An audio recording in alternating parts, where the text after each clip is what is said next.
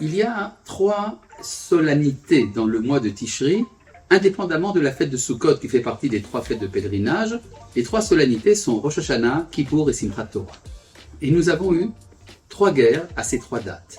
En effet, l'intifada, les pogroms initiés par les Palestiniens en l'an 2000, ont commencé le jour de Rosh Hashanah. Et puis, tout le monde connaît la guerre de Kippour, il y a 50 ans, celle qui nous a pris au moment de nos prières les plus ferventes. Et la 3e, c'est celle que nous vivons actuellement, la guerre qui a commencé à Simchat Torah. Ce n'est pas un hasard.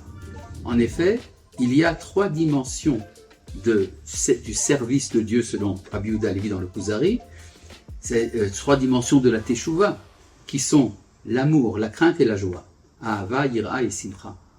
Et chacune de ces 3 solennités vient développer en nous une de ces 3 dimensions. Le jour de Rosh Hashanah développe en nous l'amour, le jour de Kippour, la crainte, et le jour de Simchat Torah, la joie. Or, nos ennemis se trompent par rapport à notre calendrier. Ils s'imaginent que pendant les jours de fête, c'est là que nous sommes moins conscients de ce qui se passe et qu'ils peuvent exploiter la situation. Or, c'est bien exactement ça le contraire. C'est grâce à l'amour de Dieu et l'amour du prochain que nous avons vaincu à Rosh Hashanah. C'est grâce à la crainte et à la Teshuvah que nous avons vaincu lors de la guerre de Kippour. Et c'est grâce à la joie que nous allons vaincre dans ce conflit actuel. Donc, si on se demande quel est l'état d'esprit dans lequel on doit aborder les événements sont douloureux. Il n'est pas nécessaire d'ailleurs d'en faire le détail. Tout le monde connaît la gravité de la barbarie des actions perpétrées par nos ennemis.